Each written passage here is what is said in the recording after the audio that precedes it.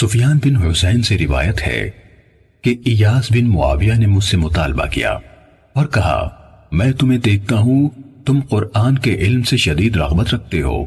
تم میرے سامنے ایک سورہ پڑھو اور اس کی تفسیر کرو تاکہ جو تمہیں علم ہے میں بھی اسے دیکھوں۔ کہا، میں نے ایسا کیا تو انہوں نے مجھ سے فرمایا، جو بات میں تم سے کہنے لگا ہوں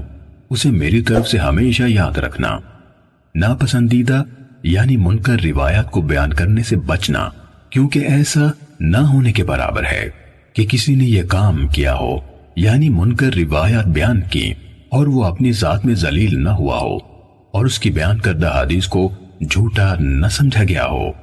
حضرت عبداللہ بن مسعود رضی اللہ تعالیٰ عنہ نے فرمایا، تم کسی قوم کے سامنے ایسی حدیث بیان نہیں کرتے جس کے صحیح مفہوم تک ان کی عقلیں نہیں پہنچ سکتی، مگر وہ ان میں سے بعض کے لیے فتنے کا موجب بن جاتی ہیں۔